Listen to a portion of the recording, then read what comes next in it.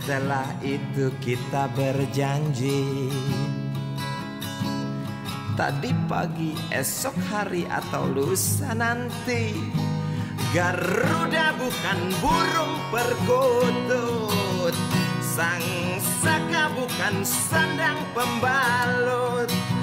Dan coba kau dengarkan, Pancasila itu bukanlah rumus kode buntut yang hanya berisi harapan, yang hanya berisi hayalan.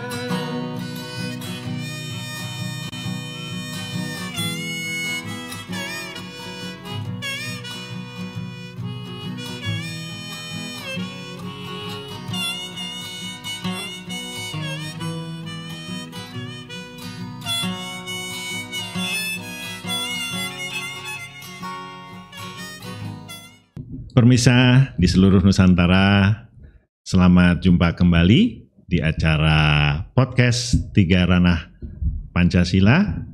Saatnya cendekiawan berbicara. Pada intinya, podcast ini merupakan penajaman dari FGD yang dilakukan di Aliansi Kebangsaan dan sekaligus sebagai sosialisasi dari Tiga Ranah. Nah, saudara, bagi yang ingin tahu apa itu detail Tiga Ranah, bisa dilihat pada episode yang pertama. Kali ini kita akan mengambil judul Peran Agama bagi Pemajuan Peradaban Bangsa dengan Paradigma Pancasila. Selama ini agama selalu ditonjolkan adalah perbedaannya. Jarang sekali yang digali persamaannya sehingga bisa memajukan sebuah peradaban. Itulah sebabnya kita bertemu kali ini pada podcast dengan judul Peran Agama bagi Pemajuan Peradaban Bangsa dengan Paradigma Pancasila. Karena beragamnya agama di Indonesia, maka judul kali ini tentunya akan dibagi dalam beberapa bagian. Sore ini kita kedatangan tamu yang cukup jauh dari Surabaya, yaitu Profesor Philip Kuncoro Wijaya. Selamat datang, Prof. Terima kasih. Namo Buddhaya. Namo Buddhaya. Beliau ini adalah Ketua Umum Perhimpunan Umat Persatuan. Buddha. Persatuan, saya koreksi. Ketua Umum Persatuan Umat Buddha Indonesia, Perma Budi, betul. Ya.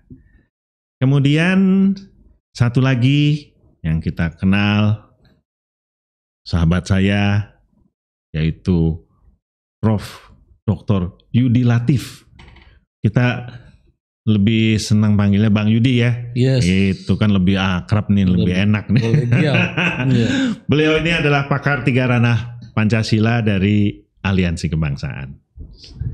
Selamat datang juga. Terima kasih. Iya. Terima kasih Pak Willy. Iya. Ya.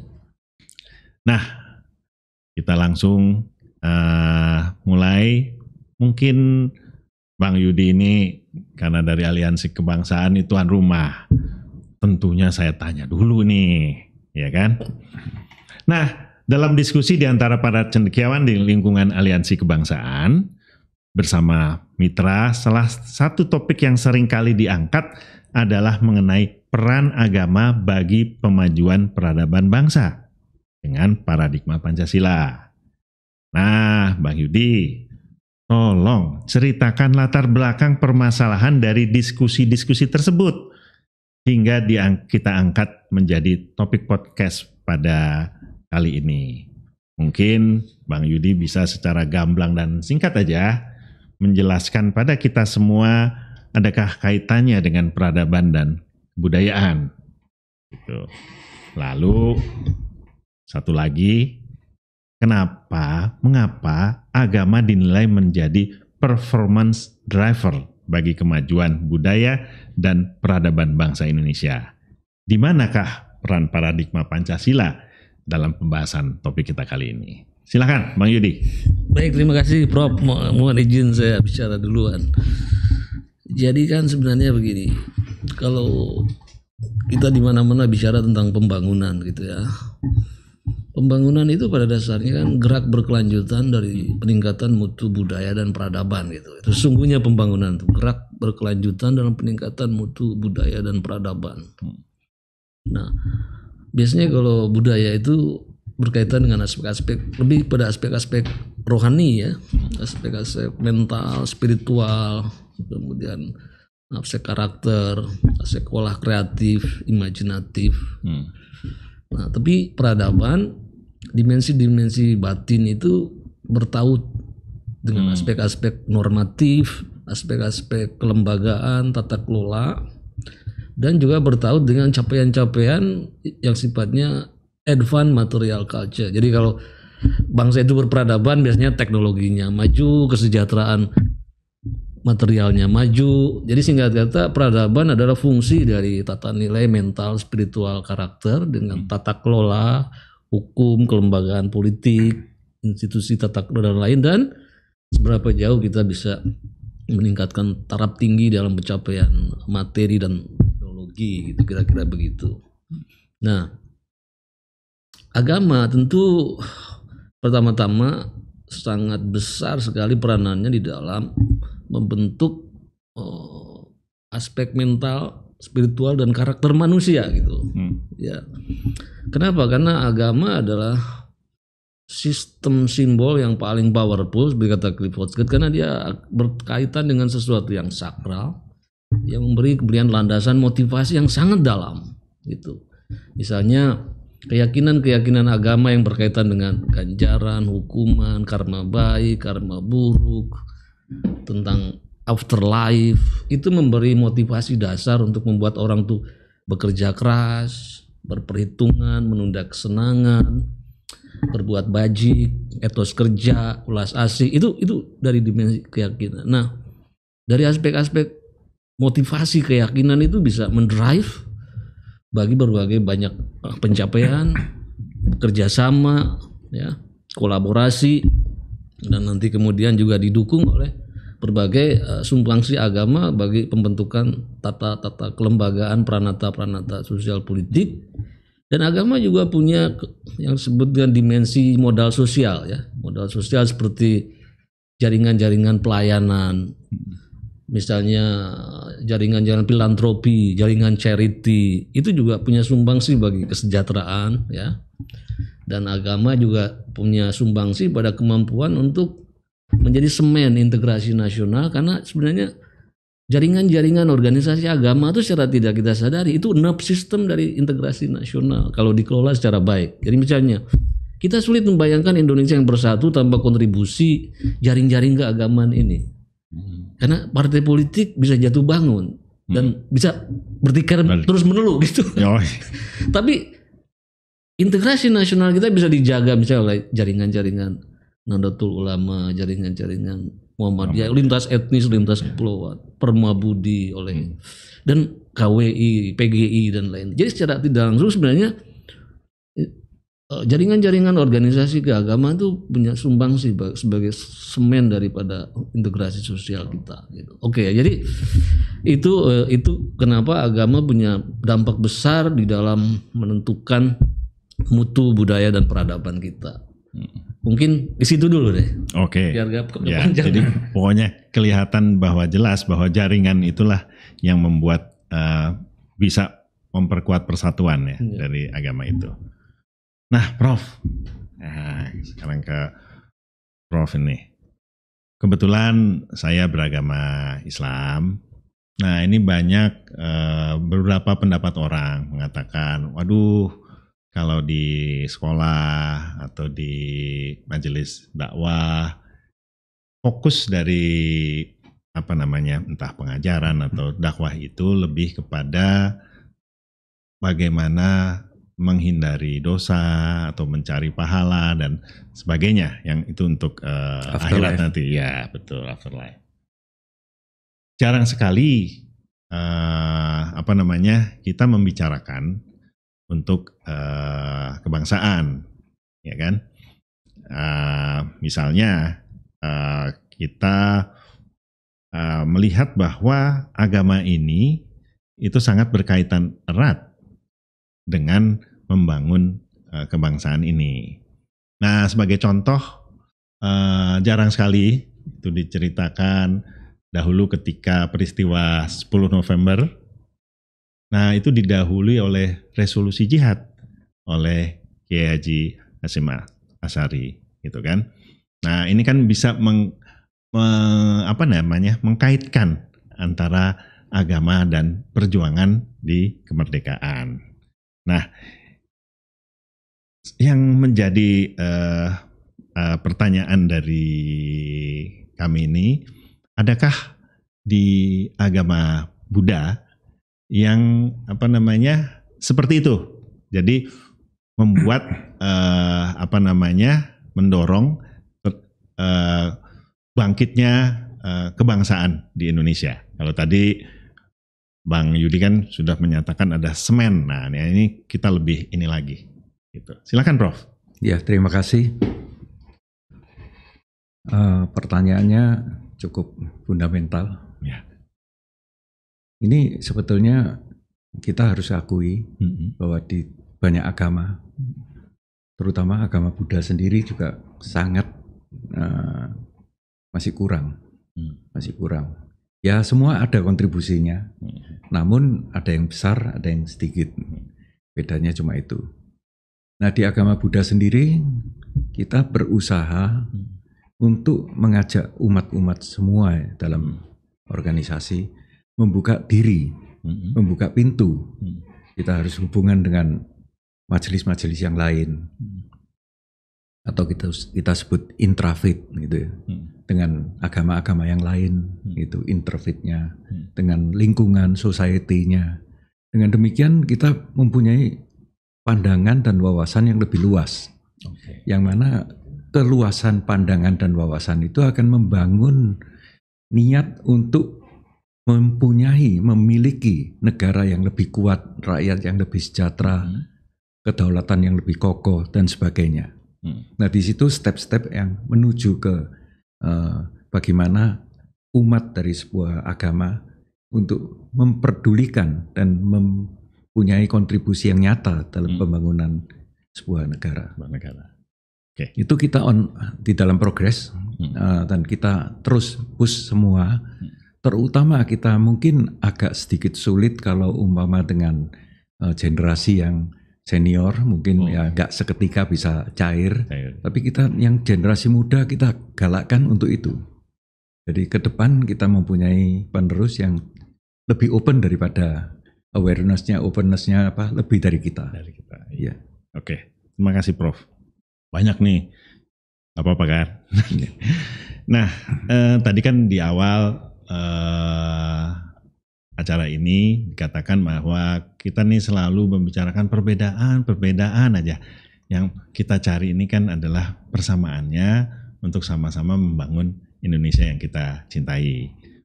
Nah, sehubungan dengan itu, bisakah Prof menceritakan sebenarnya apa inti ajaran agama Buddha bagi kehidupan manusia di dunia ini?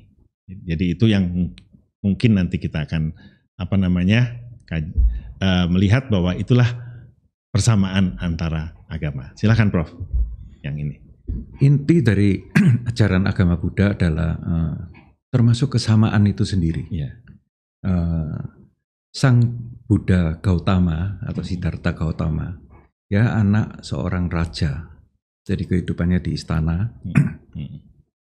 Setelah beliau melihat dari levelnya atau angle-nya istana, melihat keluar, rakyat itu banyak yang hidup dalam kemiskinan, ya sakit, miskin, meninggal dan sebagainya.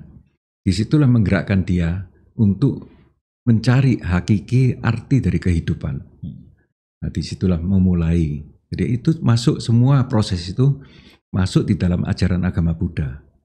Jadi dia mencari suatu pencerahan, sebetulnya manusia itu hidup harus lakukan apa. Semua yang dicari itu tentu aja bukan hanya afterlife, tapi juga bagaimana untuk improve kehidupan yang sudah ada. Bagaimana kita mencapai suatu hidup berharmonis dengan yang lain, bersama-sama dengan yang lain, untuk bisa membuat peradaban manusia, yang tadi peradaban sudah dijelaskan Pak Yudi, secara lebih baik, karena peradaban ini kan kristalisasi dari suatu progres ya, yang termasuk membawa budaya dan sebagainya. Jadi peradaban bisa maju. Nah, waktu itu Sang Siddhartha Gautama sendiri, bahkan waktu dia turun ke bawah, dia tidak mau hidup di istana lagi, turun ke bawah jadi seorang penyebar agamanya dia. Itu menggunakan bahasa yang dimiliki oleh rakyat jelata di India waktu itu, namanya bahasa Pali. Karena bahasa Sanskrit itu adalah bangsawan dan orang-orang level tinggi. Jadi dia juga masuk ke level yang terbawah. Disitulah kemanusiaan terbangun dan kesamaan juga terbangun. Oke. Terima kasih Prof. Lalu satu lagi atau dua lagi nih. Ini gimana nih? Bisakah Prof memberikan pendapat, masukan dalam kehidupan sosial masyarakat Indonesia ini yang betul-betul berbineka kan? Kita banyak sukunya, bermacam agamanya, ras dan juga etnis. Nah, bagaimana pendapat Prof atau mungkin juga usulan dalam pengamalan di bidang sosial budaya ini untuk masyarakat Indonesia yang majemuk? Ya, tadi yang kita sebut adalah kesamaan yang dibangun. Kesamaan. Untuk mengetahui kesamaan, tentu aja harus mengenal dulu. Pengenalan satu sama lain itu dibutuhkan. Pengenalan itu harus lewat komunikasi. Kalau kita tidak pernah komunikasi dengan yang lain, bagaimana kita mengerti yang lain? Nah, disitulah ajaran agama termasuk ya harus diketahui oleh yang lain. Di situ saya mengajak umat-umat Buddha juga mengetahui atau punya teman-teman atau sering berhubungan dengan agama-agama yang lain. Dengan demikian kita tahu si A lakukan ini, kenapa kok lakukan ini? Si B lakukan ini artinya apa? Dan seterusnya, demikian juga sebaliknya orang lain terhadap diri kita. Dengan adanya saling mengenal, kita bisa membangun toleransi, bisa membangun saling menghormati, jadi mutual respect each to others. Dengan demikian juga karena saling pemahaman itu mencari suatu kesamaan. Di level atau fondasi yang kesamaan itulah kita bisa bekerja sama. Ya, kalau perbedaan digali-gali terus ya selalu nggak pernah pas. Dan kehidupan di dunia itu memang kita diciptakan berbagai macam suku. Kita nggak bisa menghindar. Berbagai macam budaya karena dibawakan oleh suku-suku ini. Dan berbagai agama pula, berbagai tingkat pendidikan, dan seterusnya, dan seterusnya. Semua ada perbedaan. Nah, perbedaan ini kalau mau dicari, ya dunia ini akan mengkotak-kotak jadi bagian-bagian yang saling tidak bisa hidup bersama. Sementara kita ingin perdamaian, kerukunan, itu tercipta di seluruh bumi. Nah, dengan demikian ya kita harus menerima apa adanya, punya niat yang positif dengan yang lain bersama-sama membangun yang kita cita-citakan. Ya. Oke. Nah, ini bagian dari salah duanya pertanyaan sebelum saya ke Bang Yudi lagi. Menurut Prof nih ya, ini kan secara umum aja dalam bidang politik lah, bidang ekonomi, bidang penguasaan ilmu pengetahuan, dalam bidang keamanan, pertahanan. Nah, menurut pendapat Prof, bagaimana yang harus dibangun di Indonesia ini? Apakah ada ada suatu cita-cita, dream, tapi masih belum tercapai, apa yang harus dilakukan menurut Prof? Ya, kita harus masuk ke setiap aspek kehidupan. Semua elemen sosial kita harus masuk. Jadi dari ekonomi, pendidikan, dan sampai pertahanan dan sebagainya. Nah, tentu aja itu omongnya gampang. Pelaksanaannya tidak semudah itu. Itu karena mindset yang terbangun. Mindset yang terbangun berpuluh-puluh bahkan ratusan tahun gitu. Sehingga beberapa itu konsentrasi pada hal yang sempit. Jadi dalam umat Buddha itu ya pokok saya berbuat baik ya cukup lah. Ya saya berbuat baik dapat karma yang baik. Nanti saya hidup di bumi bahagia. Nanti selesai saya naik ke zona yang bahagia juga dan sebagainya. Ya itu happy aja. Tapi ya itu aja kalau semua orang berpikir seperti itu kan negara tempatnya di mana? Ya, kita harus lebih dari itu. Nah, bagaimana kita lebih dari itu ya kita open pintu tadi. Dan kita dorong yang lain, jadi di umat Buddha, kita dorong yang lain ikut dalam umpama berpolitik, jadi pemain pelaku ekonomi, ya lewat UMKM, lewat apa, di pendidikan, kita dorong pendidikan yang lebih tinggi karena umat yang lebih berkualitas nanti akan menghasilkan kekuatan agama itu sendiri. Jadi pendidikan pun kita konsentrasikan, kemudian yang lain-lain seperti ikut dalam pertahanan, baik secara langsung jadi militer atau jadi polisi atau ikut dalam pendidikan pertahanan seperti bela negara, Lemhanas dan sebagainya, kita dorong dan sudah ada hasilnya. Itu antara lain yang kita kerjakan. Terima kasih Prof. Untuk sementara, nah sekarang Bang Yudi nih kembali ke aktornya, aktor intelektual. Kita sudah mendengar pandangan dari Prof yang sangat luas dan komprehensif. Nah, gimana komentar Bang Yudi, catatan-catatan yang bisa diberikan dari pandangan Prof Philip tadi? Silakan. Iya kan kalau kita lihat secara mudah mendeskripsikan Indonesia itu apa gitu kan. Cara termudah untuk mendeskripsikan Indonesia kan sebenarnya Bhinneka Tunggal Ika itu. Unity in diversity. Kita menerima fakta keragaman, tapi bangsa ini juga selalu bisa mencari titik-titik kesamaan dan kebersamaan. Persamaan dan kebersamaan. Jadi misalnya Bung Karno bilang, aku gali Pancasila itu dari bumi Indonesia gitu. Nah, kemudian kan banyak orang bilang, oh kalau kita gali bumi Indonesia akan ketemunya apa gitu. Ada yang bilang kalau gali Indonesia itu akan ketemunya Islam gitu. Ada yang lain gali Indonesia akan ketemunya ajaran-ajaran agama-agama keyakinan kayak kejawen macam-macam. Yang lain gali akan ketemu Hindu macam-macam gitu. Tapi Soekarno bilang aku menggalinya tuh sab demi sab. Dalam sekali menggalinya.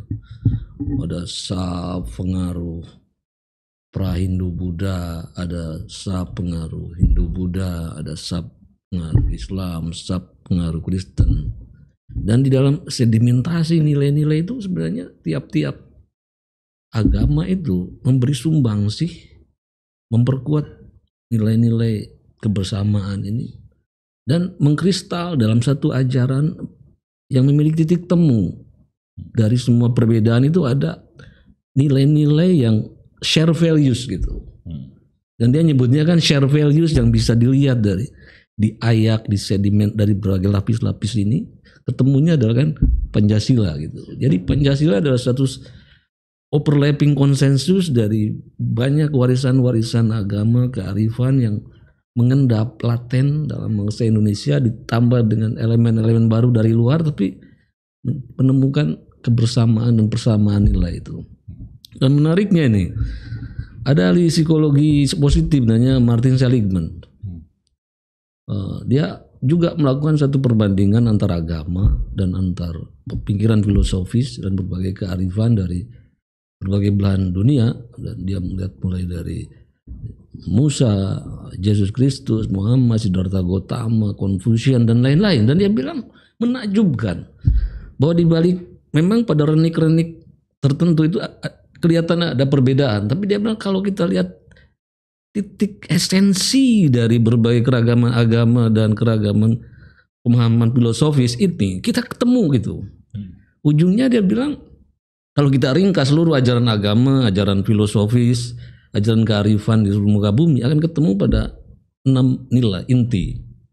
Pertama dia bilang adalah nilai spirituality and transcendent. Pasti semua agama, semua keyakinan, semua ajaran filosofi akan bicara tentang sesuatu yang spirituality dan yang transcendent, terbuka pada sesuatu yang transcendent supaya kita tidak memutlakan diri kita. Ada sesuatu yang transcendent.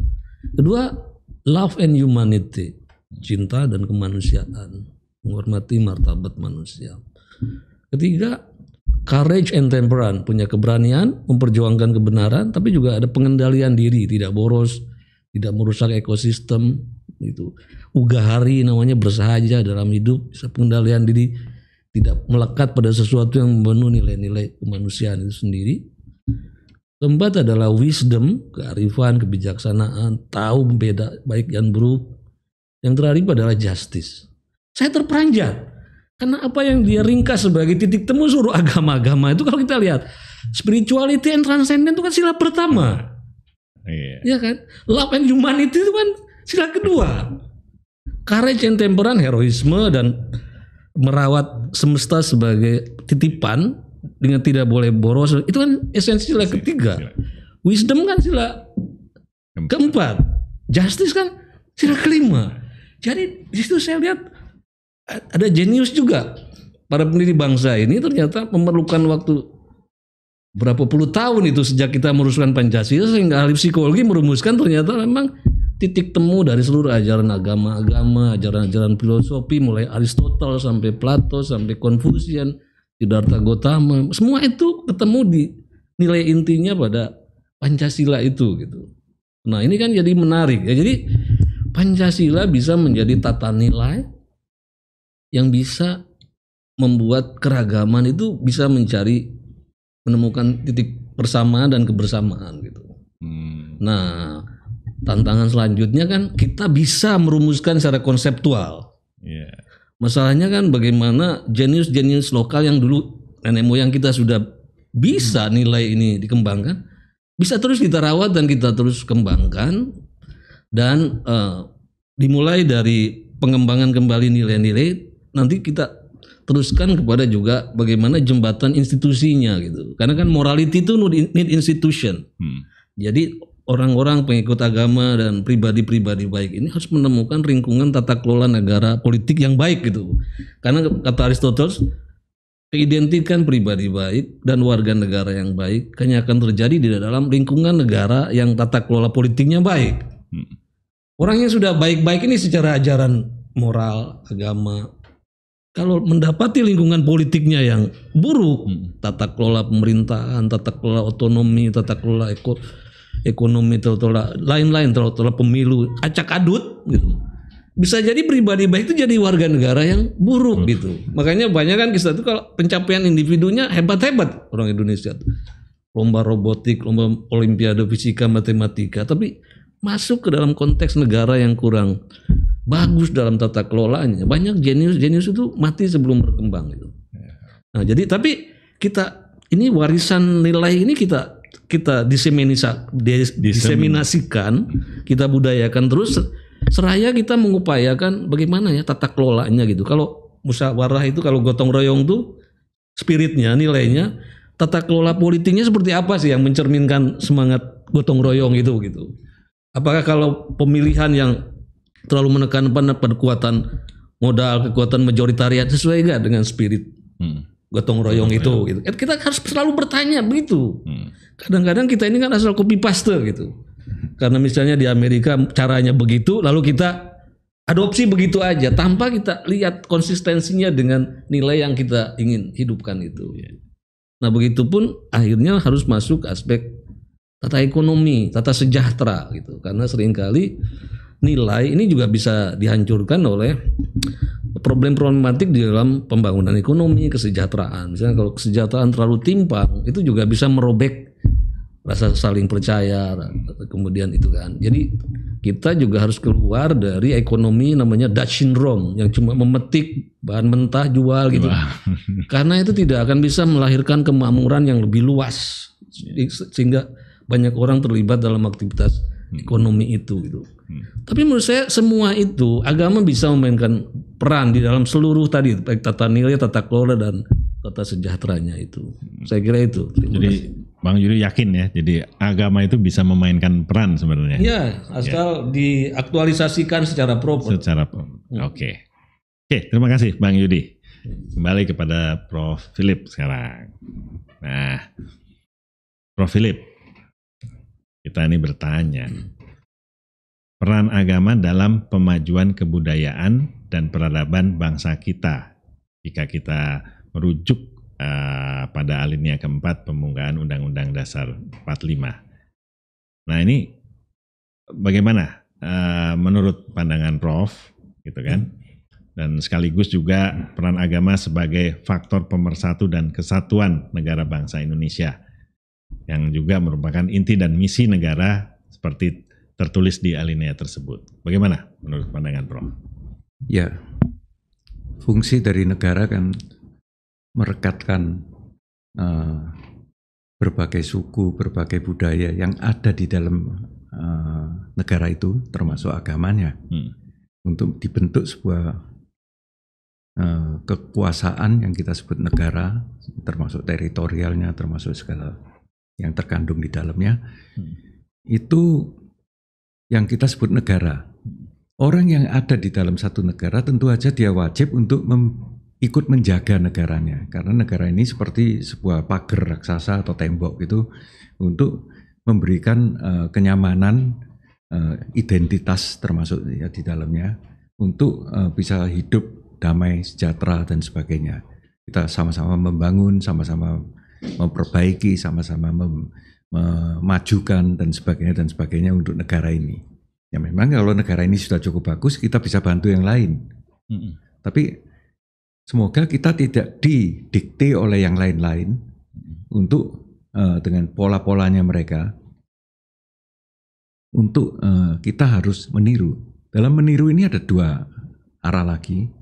Satu adalah ada kepentingan tertentu, jadi kita didikte untuk melaksanakan ini dan itu. Ada kedua mungkin dengan ketulusan, tapi ini sedikit sekali. Ya. Dengan demikian kita harus menyaring semua yang di luar. Tadi Pak Yudi udah sampaikan, Prof. Yudi menyampaikan bagaimana Pancasila itu. Pancasila itu dari sila ke-1 sampai ke-5 ya ada matchingnya dengan para pemikir yang luar biasa di dunia ini. Bagaimana mencapai suatu tatanan masyarakat yang sejahtera, yang damai dan sebagainya. Dan bisa berkembang peradabannya ini. Ya. Jadi Pancasila sebagai dasar kita, sebagai alat pemersatu, sebagai alat untuk anti pengaruh dari mana-mana, ini penting sekali harusnya. Nah kalau kita lihat dari pandangan itu, ayo kita mengajak masyarakat, bagaimana kita berkelakuan sesuai dengan Pancasila kita. Kita punya Pancasila kok. Negara lain itu banyak waktu kita datang ke luar negeri dan dalam diskusi-diskusi, sering kita ditanyakan mengenai Pancasila kita. Tapi agak jarang di dalam negeri ditanyakan. itu yang terjadi. Nah, bagaimana kita lebih mempopulerkan Pancasila ini, tapi bukan dengan hafalan aja, bukan dengan hafal 5 sila kemudian sudah Pancasialis, tapi betul-betul diterapkan ke dalam kelakuan. Itu paling enggak pintu masuk ranah kedua, Pak. Iya. Nah, nanti hasilnya kan ranah ketiga. Iya. Ya, nilai sudah ada. Ranah kedua ini yang agak-agak susah. Kita perlu konsentrasi. Agama Buddha, umat-umat Buddha yang tergabung dalam Persatuan Umat Buddha Indonesia, kita berusaha berjuang di dalam ranah kedua ini. Kita juga berjuang untuk mempengaruhi yang lain-lain. Umpama tadi gali potensi atau hasil dari bumi ini sendiri untuk dijual. Itu kan ada satu titik akan habis. Habis semua tidak selama ini happy, merasa kita negara yang makmur sekali. Tapi kemakmuran ini kita nggak pernah mikir bagaimana untuk membangun fondasi untuk kemakmuran berikutnya. Tapi ini aja dijual. Jual selesai habis, selesai. Kita ngerti sendiri cadangan minyak kita berapa. Tanah ditanami hanya untuk sawit itu juga ada batasnya. Karena tanah itu akan rusak, akan miskin mineralnya. Kalau kita punya nikel, punya apa, kita dijual juga akan habis. Hutan dijual terus juga gundul nanti hasilnya. Gitu. Dan banyak hal yang seperti itu. Itu semua agama punya tanggung jawab, agama Buddha tidak lepas dari itu. Dan kita berusaha membangun platform yang sama. Umpama sekarang hari-hari ini kita lagi bangun Interfaith Rainforest Initiative. Dari 6 agama yang di Indonesia, termasuk aliran kepercayaan, kita bangun suatu platform kegiatan untuk melindungi hutan tada hujan yang ada di Sabuk Katulistiwa ini. Di dunia cuma 3, Indonesia yaitu Papua dan Kalimantan, kemudian di Amazon di Amerika Latin, sama di Afrika di Sub-Sahara, di bawahnya Gurun Sahara itu. Ada 3 zona yang hutan yang sangat berarti. Dan hutan ini tidak bisa kita tebang kemudian kita ganti tanaman-tanaman yang kita sebut punya nilai-nilai komersil. Karena itu akan merusak, hancur, dan mempunahkan semua ekosistem yang ada di dalam. Ekosistem itu ternyata bukan hanya bakteri, amuba, sampai binatang, sampai tumbuh-tumbuhan yang ada di tempat itu, bahkan pengaruhnya itu langsung sampai kutub utara dan selatan. Jadi pengaruhnya terhadap kehidupan bumi ini sendiri luar biasa. Nah itu dulu kita nggak ngerti, kita ngertinya reboisasi, tebang semua terus tanam apa rata, hijau bagus. Nggak segampang itu justru merusak. Jadi saya pikir itu sama dengan kearifan lokal. Kalau kita tebang semua, ganti yang baru, seragam bagus, tapi hilanglah kearifan lokal. Hilangnya kearifan lokal, hilanglah keseimbangan yang terbangun sebelumnya. Nah itu akan terjadi satu gejolak ya, kita sebut culture shock atau apa, macam-macam akan timbul. Nah kita usahakan kita maju dengan kemajuan teknologi, kemajuan zaman dan sebagainya, tapi kearifan lokal ini jangan kita buang. Demikian juga kearifan-kearifan yang lain, termasuk keseimbangan ekosistem dan sebagainya. Ya, kalau kita pindah lagi ekosistem, bisa ekosistem beragama. Ya, itu juga harus kita jaga. Kalau semua orang memahami bagaimana menjaga, saya kira akan baik sekali, kita bisa masuk ke ranah ketiga, Pak. Ya. Oke, terima kasih. Saya tertarik, tadi Prof sudah mengkaitkan dengan ranah kedua, ranah ketiga ya, ranah ketiga itu kan tata sejahtera ya. Itu kata guru kita. Oh iya, kata guru kita. Prof, saya mau tanya nih, apa peran agama dalam memajukan kesejahteraan umum bagi rakyat dan bangsa ini? Menurut Prof bagaimana? Kita lakukan, dan yang saya sebut kita ini semua orang ya, semua yang beragama, lakukan berbagai upaya. Ya, agama Buddha sendiri juga lakukan. Mungkin karena agama Buddha tidak termasuk yang besar, jadi upaya kita juga lebih kecil. Tapi artinya kita juga berusaha berperan menjadi bagian dari bangsa ini yang mempunyai kontribusi yang nyata. Antara lain umpama di sektor ekonomi. Bangsa ini sekarang lagi menghadapi bermacam badai dari secara global. Ada perang, ada COVID, ada ekonomi yang terpuruk.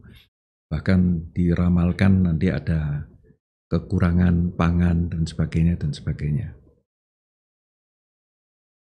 Yang menjadi bumper atau jadi buffer adalah UMKM.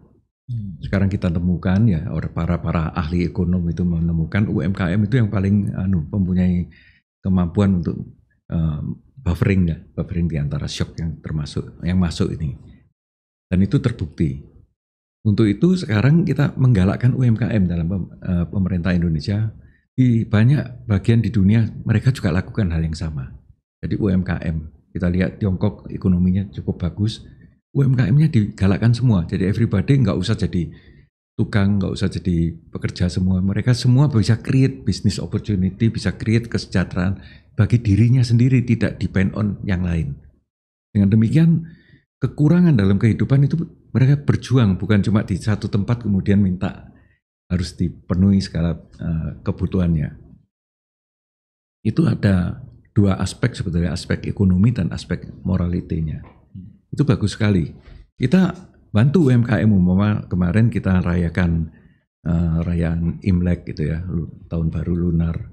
Kita juga menggalakkan, kita kumpulkan sekian ratus UMKM di lapangan Banteng waktu itu, beberapa hari yang lalu di lapangan Banteng untuk memberi makanan gratis kepada yang lain. Ya, di situ kita cara untuk menghidupkan UMKM itu sendiri, memberi kegairahan dan memberi contoh kepada masyarakat yang luas itu bahwa UMKM itu bisa seperti ini.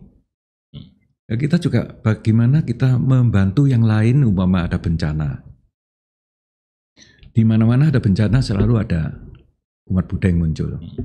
Ya, mereka ingin sekali juga meringankan penderitaan yang lain. Dengan sering kontak, ingatlah diri kita bahwa di dunia itu masih banyak yang lapar, banyak yang berkekurangan. Janganlah kita sendiri hidup dalam kefoya-foyaan yang memikirkan diri sendiri, tapi kita bisa punya jiwa, punya pemikiran, memberi perhatian kepada orang yang lebih luas. Ini bagian dari pendidikan agama sebetulnya, dan kita upayakan. Dan upaya-upaya ini menghasilkan cukup banyak. Kita terjun ke berbagai event. Umpama di mana di Kalimantan Timur ada banjir besar, kemarin di Cianjur ada gempa dan seterusnya. Kita ikut, semua kita ikut. Ya, lewat Permabudi di daerah maupun dari pusat langsung terjun. Kita juga kerjasama dengan berbagai instansi dari pemerintah untuk melakukan hal ini. Pendidikan juga demikian. Kita coba bagaimana mengakomodir pendidikan bukan hanya untuk umat Buddha. Demikian juga di bidang kesehatan. Kita bantu lakukan bakti sosial, pengobatan massal, dan ini banyak sekali. Ini bagian-bagian dari bagaimana kita untuk bersama-sama.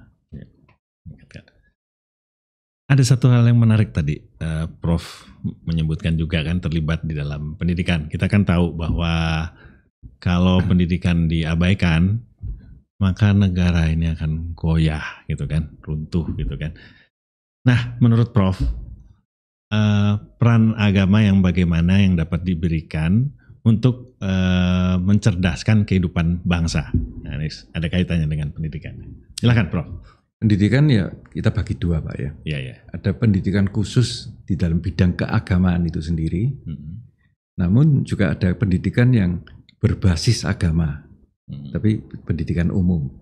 Seperti yang sekarang dilaksanakan oleh saudara tua kita dari Muslim yang membangun UIN di mana-mana. Ini contoh yang sangat bagus sebetulnya. Kita berusaha kalau bisa seperti itu. Kita selain kita menciptakan kader-kader untuk agamawan, tapi kita juga menciptakan orang-orang dalam profesinya yang masing-masing untuk mempunyai wawasan keagamaan dan berperilaku ranah kedua keagamaan itu. Itu sebetulnya sebuah langkah yang luar biasa, UIN itu.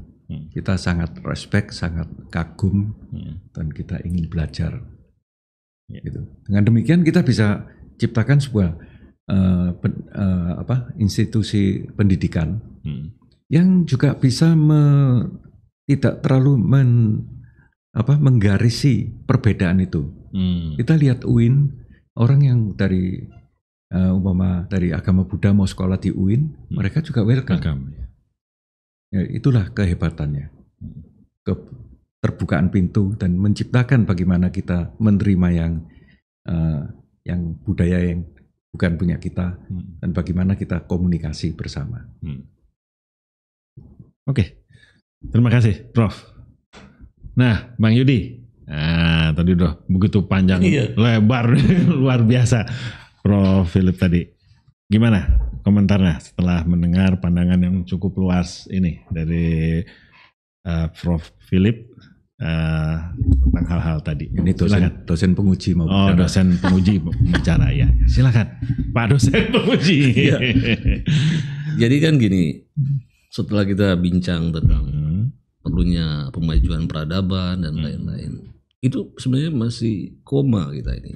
Oh, belum selesai ya? Selesai. Ujungnya yang ingin tanyakan, lewat seluruh pembangunan tata nilai, tata kelola, tata sejahtera, yang ingin kita capai, ultimate goal dari seluruh ini apa? Itu penting karena sering orang orang lupa pada ujung perjalanannya yang dicapai itu apa. Dengan kita membangun budaya, membangun tata kelola politik, ekonomi. Terus pertanyaan berikutnya, dengan semua itu yang ingin kita kejar apa di dalam hidup? Baik hidup manusia, hidup berbangsa ini. Tentu kan banyak mimpi kita nih. Yeah. Tapi kalau seluruh mimpi manusia itu diringkas jadi satu kata. Kata magicnya itu namanya happiness. Oh. Jadi kebahagiaan ya. Keseluruhan pembangunan mental kultural, pembangunan tata kelola politik, ekonomi, ujungnya yang kita kejar itu kan happiness. Nah, cuma di sini harus kita garis bawahi. Banyak orang agak salah persepsi tentang kata kebahagiaan. Biasanya pertama, kebahagiaan itu sering diidentikan dengan kesenangan itu, pleasure. Tapi kalau kesenangan itu sifatnya pasif dan konsumtif. Makan, minum, hubungan kelamin, nonton. Itu pleasure, itu kesenangan. Sangat indrawi, konsumtif. Tapi kebahagiaan itu lebih dekatnya dengan katanya itu enjoyment, kesukacitaan. Dan sukacita itu lebih dari sekedar kesenangan. Dan long lasting. Ya, jadi misalnya kalau Bapak disayangi, itu kan suka.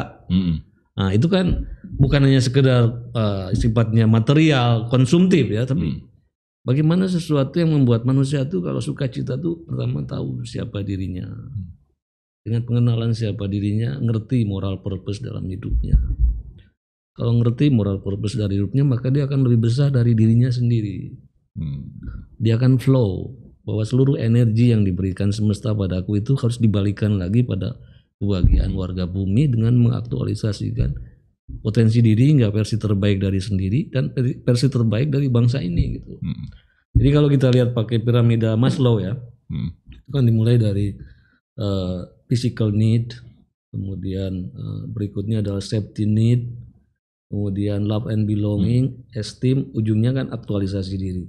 Nah kalau kesenangan tuh di level paling bawah itu, physical need, kebutuhan fisik, paling safety need.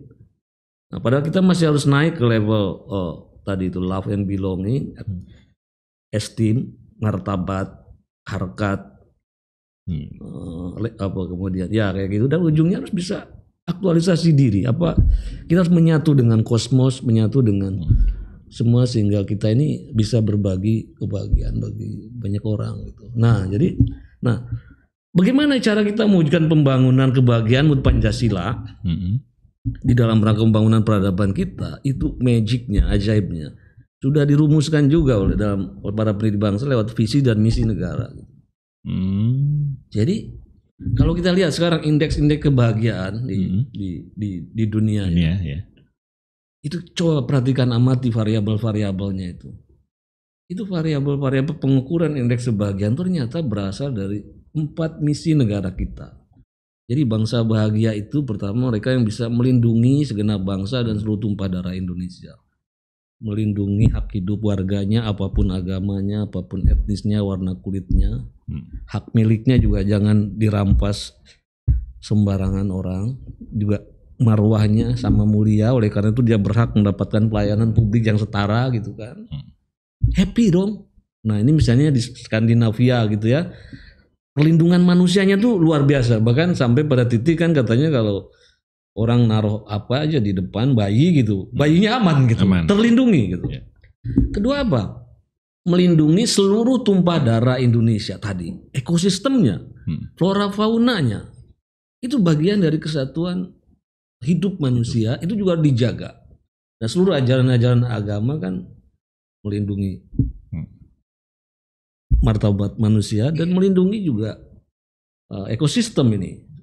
Tidak ada agama yang bilang hancurkan itu lingkungan itu, rusak. Bahkan dalam Islam kan kalau lihat kerusakan di laut dan di bumi itu diakibatkan oleh tangan-tangan manusia yang greedy dan lain-lain. Yang ujungnya itu nanti kalau hujan lebat kita kena banjir. Kalau kemarau kita kena asap. Itu semua karena pembangunan kita tidak menjaga ekosistem kita. Mana bisa kita bahagia kalau kita tidak punya spiritualitas untuk merawat alam. Nah, yang kedua itu kalau kita ingin bahagia itu kan harus memajukan kesejahteraan umum. Nah, jadi di sini baik kesejahteraan yang sifatnya material penting, tapi juga kesejahteraan yang sifatnya rohaniah gitu. Nah, ini menarik ya, ada buku dari Cat Pickett, Spirit Level. Dia bilang gini, arti pentingnya materi bagi hidup manusia itu seperti pentingnya makanan bagi orang lapar. Ketika kita lapar, pengen banget gitu makanan itu. Tapi ketika kita sudah kenyang, makanan seenak apapun kita bilang enough gitu. Nah, begitupun dia bilang arti pembangunan materi ini awalnya ketika negara itu masih miskin, tentu happiness itu ditaruh kalau pertumbuhan ekonomi kita baik, lapangan kerja terbuka, itu sangat didambakan sebagai cara bahagia gitu. Tapi dia bilang ketika negara itu mulai masuk ke kelas menengah, mulai berkurang kepentingan materi, dan ketika suatu negara itu sudah mencapai income per kapita 25.000 US dollar, dia bilang tambahan berapapun di atas itu tidak menambah indeks kebahagiaan negara itu. Kalau gitu setelah 25.000 US dollar, dia bilang apa yang bisa memenuhi indeks kebahagiaan bangsa itu?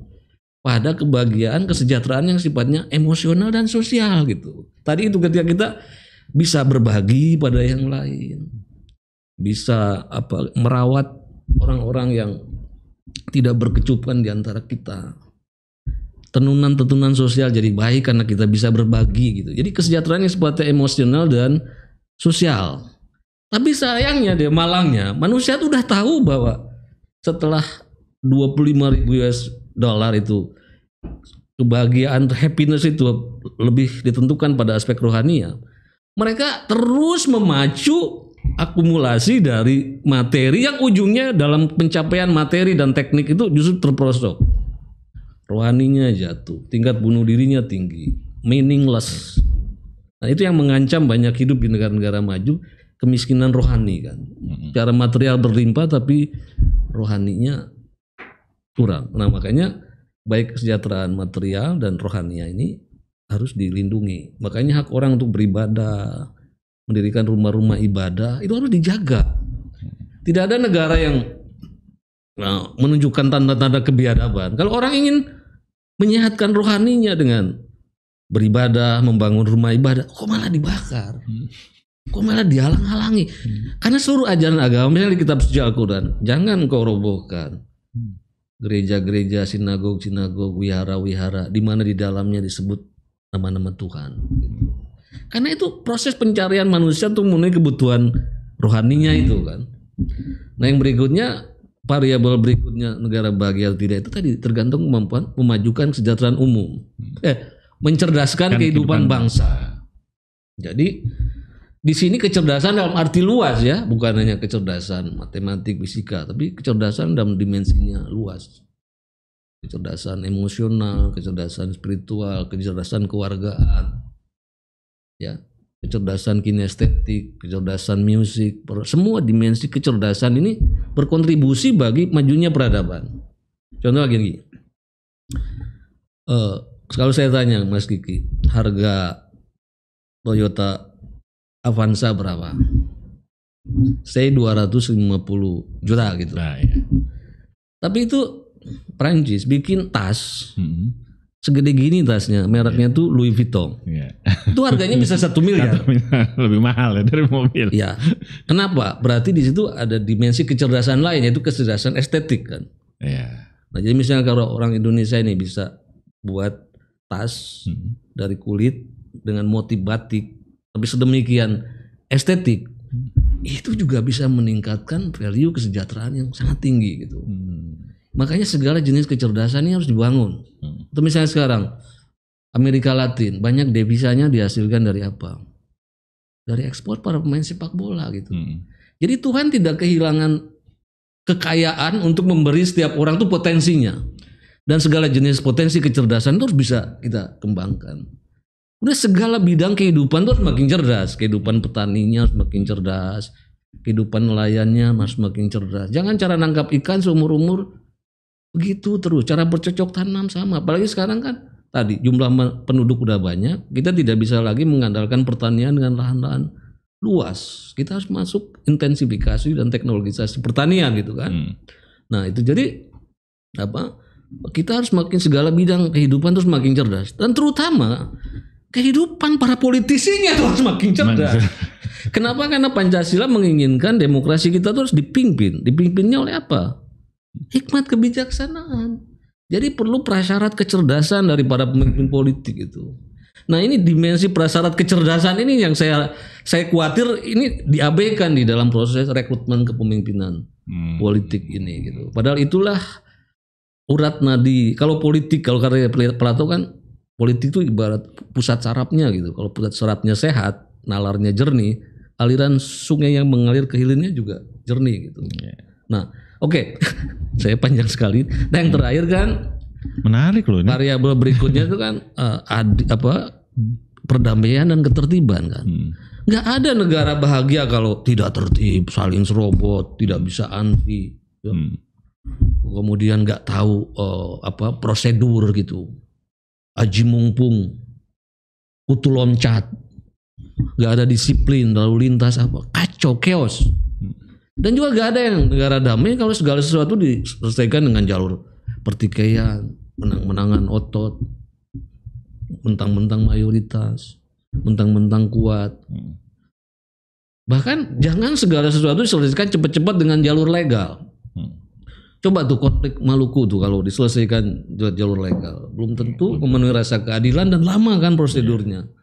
Sering terjadi tuh di Bali, hari raya Nyepi itu jatuh di hari Jumat atau di hari Minggu gitu. Bagi orang Hindu di Bali kan hari raya Nyepi orang harus di dalam rumah dong. Tapi bagi orang Islam namanya hari Jumat kan harus keluar rumah ke masjid. Keduanya kan dijamin konstitusi, tapi tidak bisa menyelesaikan problem sosial ini. Ujungnya apa? Solusi damai. Tokoh-tokoh Hindu, tokoh-tokoh Muslim duduk bareng-bareng. Kata tokoh Hindu, sebenarnya di Bali orang hari Nyepi orang nggak boleh keluar rumah. Tapi karena kami juga respect sama saudara Muslim, ya monggo kalau mau Jumatan. Terus kata saudara Muslimnya, ya kami sadar ada di Bali, jadi kami akan tetap ke masjid, tapi akan kami pastikan loudspeakernya tidak akan dipancarkan gagap gempita sehingga mengganggu orang yang sedang nyepi. Habis itu golden shake hand tanpa meregang nyawa, urusan selesai, happy. Nah jadi sebenarnya menarik ya kemampuan para pendiri bangsa untuk mengkonseptualisasikan apa yang sekarang. Dulu kan kalau kita ngukur pembangunan tuh kemajuan pembangunan kan dari indikator kuantitatif kayak GDP gitu kan. GDP kayak gitu, income per kapita. Sekarang tuh kan ukurannya bukan gross national product tapi gross national happiness gitu. Nah, dan variabel pengukuran indeks kebahagiaan yang berkembang di Indonesia hari ini, kalau kita amati itu diturunkan dari 4 variabel misi negara sebagai turunan dari pembangunan peradaban menurut Pancasila itu. Oke, gitu kira-kira. Iya, luar biasa ya. sudah dipikirkan sejak awal gitu. Iya. Tadi bicara agama, kita balik lagi ya. Di agama itu kadang-kadang kan agama dikaitkan dengan budi pekerti, gitu kan. Ya bisa dikaitkan juga dengan etika lah. Nah, sering Bang Yudi dalam diskusi-diskusi di aliansi menyatakan ada yang harus ingat rasa bersalah, rasa malu, dan rasa takut ya, kalau nggak salah itu ya. Bisa dijelaskan secara ini kepada para pemirsa? Iya biasanya semacam ukuran bagaimana cara kita menjalankan nilai itu biasanya ada. Berbagai budaya tuh punya tekanan yang berbeda gitu. Ada komunitas budaya, komunitas bangsa yang menekankan ukuran dari kebernilaian itu adalah pada namanya guilt culture, rasa salah. Jadi Jadi nuraninya sendiri mengatakan apakah aku fair atau tidak berbuat itu kepada orang lain. Kalau aku sebagai politisi di Senayan kemudian memamerkan kemewahan sedemikian luar biasa, kira-kira aku patut gak itu sebagai pejabat publik menunjukkan kemewahan ketika penderitaan rakyat sedemikian. Itu guilt culture. Jadi ke dalam dia. Jadi ukuran etis atau tidak akan ditimbang ke dalam, bukan hanya atas dasar apa kata dunia gitu ya, tapi nuraninya sendiri, lentera nuraninya yang berdetak, fair atau tidak, layak atau tidak, itu timbangannya ke dalam. Itu ya guilt culture. Yang kedua ada yang disebut dengan shame culture. Jadi orang bertindak etis itu ukurannya adalah kira-kira menurut orang lain apa ya gitu. Jadi lebih pada dari luar dia. Makanya kalau rasa shame itu sudah tidak ada karena misalnya orang-orang luar malah senang misalnya dibantu membangun rumah ibadah dari hasil korupsi gitu. Jadi orang korup tidak shame lagi gitu, karena kalau komunitas agama aja mau dibantu dengan uang yang nggak jelas, maka korup itu bukan lagi sesuatu yang memalukan. Nah, jadi sosial kontrol sudah tidak ada lagi karena tidak ada lagi hukuman bagi hukuman rasa malu bagi orang-orang yang bertindak sesuatu yang melanggar norma-norma gitu. Nah, ada komunitas bangsa yang bertindak etis itu atas dasar namanya fear culture, takut atau tidak. Ya misalnya di negara-negara otoriter, mungkin kita juga di zaman lalu. Jadi orang berbuat sesuatu itu atas dasar takut gitu. Takut di penjara, takut di ini gitu. Tapi saya khawatir hari ini Indonesia mengalami peluluhan ketiganya. Oh, ketiganya. Kita sudah mulai kehilangan rasa guilt, rasa salah kalau berbuat tidak pantas, tidak fair.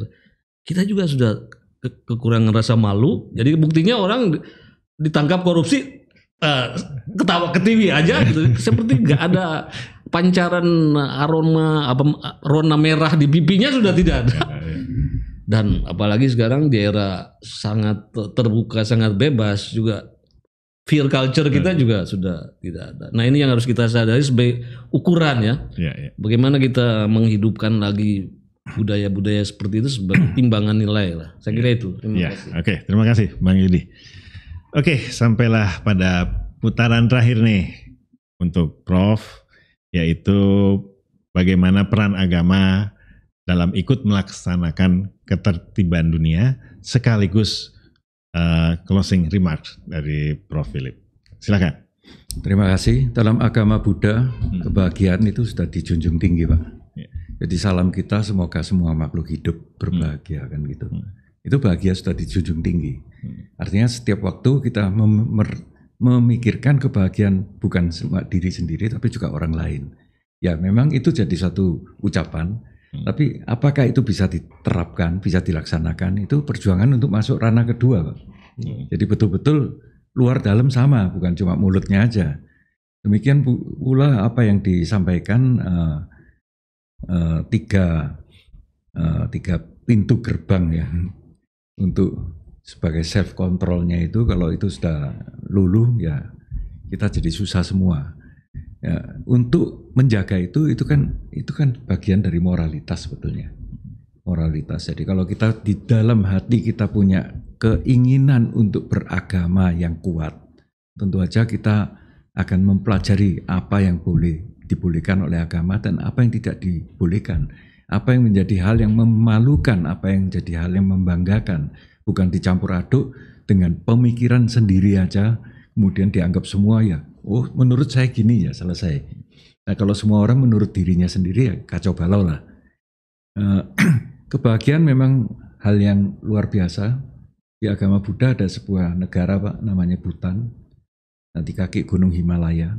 Di situ disebut bahwa negara itu mempunyai level kebahagiaan tertinggi di dunia. Dan di sana ada menteri kebahagiaan. Ada menteri khusus. Menteri kebahagiaan. Ya. Kebetulan teman saya juga gitu, beliau. Nah, itu beberapa mengenai kebahagiaan. Kita lewat dari itu, kita kembali ke topik bahwa hari-hari ini bagaimana kita duduk kembali. Ya memang di dalam perkembangan peradaban maupun perkembangan society maupun perkembangan sebuah perusahaan atau sebuah pemerintah butuh punya waktu untuk sitting down, untuk review kembali apa yang sudah kita perbuat, ya kita sebut evaluasi. Kemudian kita lakukan adjustment, ya adjustment yang diperlukan. Nah kalau kita tidak pernah evaluasi, kita terjang terus, lama-lama nggak tahu kemana ini kita jalannya. Jadi perlu kita duduk kembali, dengarlah suara rakyat, dengarlah suara semua pihak, rembuklah jalan yang paling baik seperti tadi yang disampaikan kasus di Bali. Sebetulnya itu kan satu suatu peristiwa saling menghormati yang lain, ya seperti yang dokumen Abu Dhabi yang belakangan lagi digalakkan. Hal-hal seperti itulah sangat diperlukan di zaman-zaman seperti ini, supaya orang tidak selalu mengejar hanya kepuasan material, yang tadi basic need atau physical need itu udah lewat, udah sampai pucuk, kelakuannya masih basic need. Ya, jadi Maslow kalau masih hidup bingung dia, ini segitiganya terbalik atau gimana ini? Ada yang seperti itu. Jadi kalau bahasa kita mungkin itu orang rakus, ya rakusnya nggak ketolongan gitu ya. Ya itulah fungsi agama, demikian juga agama Buddha. Kita usahakan bisa melarutkan agama Buddha di dalam keluarga besar kebangsaan ini, agar sama-sama merasakan, sama-sama bahagia, sama-sama berkontribusi. Nah, di situ masih butuh upaya-upaya. Mungkin tidak hanya agama Buddha ya, agama lain juga ada, tergantung pintunya besar atau kecil.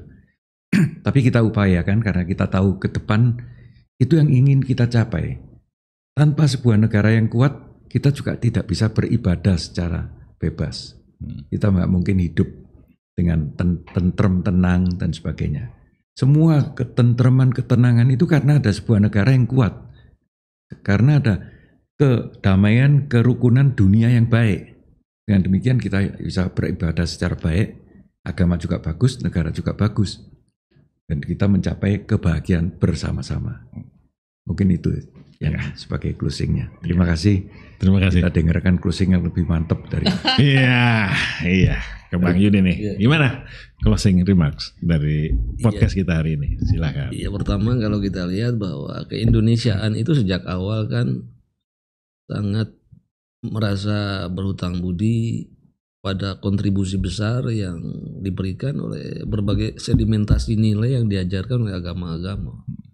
Mulai dari agama-agama pra-Hindu-Buddha, kemudian Hindu-Buddha, kemudian Islam, Kristen. Ini memberi semacam sedimentasi nilai yang bisa membuat kita sekarang ini bisa bertahan sebagai satu komunitas dalam masyarakat majemuk. Itu kan ada tautan-tautan senyawa nilai yang berkembang. Nah, oleh karena itu pertama sikap kita jangan lagi ada pikiran untuk menghadapkan agama dengan Pancasila gitu. Karena ibaratnya ini kan Pancasila itu saripati dari tebu yang kita giling gitu. Saripatinya banyak. Jadi Pancasila ada serapan nilai-nilai yang diekstrak dari berbagai nilai-nilai agama. Sehingga sebenarnya Pancasila itu membantu komunitas agama juga untuk mengukur diri. Kalau kita mengatakan agamaku itu terbaik, ukurannya apa? Agamaku terbaik kalau dalam kehidupan publik yang realitasnya majemuk, agamaku sanggup menjadi elemen pendukung penting di dalam aktualisasi nilai-nilai Pancasila itu dalam kehidupan konkret. Bukannya sekedar di jargon, bukannya sekedar di konsep, tapi bisa menjadikan laku hidup Pancasila dalam kehidupan. Itu berarti keberagamaanku itu sudah berkualitas gitu. Jadi jangannya lihatnya disalahkannya Pancasila gitu. Karena Pancasila itu ekspresi publik dari nilai-nilai agama gitu. Jadi kalau kamu merasa kamu beragamanya itu udah korek, lihat ukuran publiknya itu. Kamu mendukung nggak penguatan nilai-nilai aktualisasi Pancasila itu dalam kehidupan nyata gitu. Nah, jadi jangan selalu merasa bahwa Pancasila dan agama dipertentangkan, padahal Pancasila bisa membantu menjadi alat ukur bagaimana nilai-nilai etis agama itu diaktualisasikan dalam kehidupan publik, bisa terlihat seberapa jauh kita berhasil membudayakan, mengaktualisasikan Pancasila itu dalam 3 ranah peradaban itu. Jadi Pancasila bisa menjadi indikator ya keberhasilan. Di satu sisi agama menjadi sumur tambang nilai dari Pancasila. Dan itu menjadi titik temu nilai dari seluruh agama-agama. Dan selanjutnya karena ini ekstraksi, ini kemudian jadi alat ukur tentang kualitas keberagaman kita dalam kehidupan konkret kebangsaan yang majemuk ini. Saya kira itu. Terima kasih. Luar biasa. Terima kasih Bang Yudi. Terima kasih Prof. Philip yang sudah datang jauh-jauh dari Surabaya. Jadi kita akhiri diskusi pada hari ini. Saudara, demikianlah diskusi kita tentang peran agama dalam memajukan peradaban bangsa. Dari closing remark dari Prof. Philip maupun dari Bang Yudi Latif tadi sudah mengatakan bahwa memang agama dapat memajukan peradaban dengan tentunya catatan-catatan tadi. Dan jangan lagi sekali-sekali lagi mempertentangkan antara agama dan Pancasila. Karena Pancasila sendiri nilai-nilainya itu merupakan ekstraksi ya dari agama-agama yang ada di Indonesia dan nanti sekaligus bisa menjadi indikator. Mungkin itu dengan tujuan akhirnya dari bapak-bapak yang hadir di sini adalah kebahagiaan bersama. Jadi mari kita jaga kebahagiaan bersama. Dan karena kita bicara tentang kebahagiaan, saya jadi teringat salam dari Ki Hajar Dewantara, yaitu adalah salam dan bahagia. Terima kasih. Sampai jumpa di podcast berikutnya.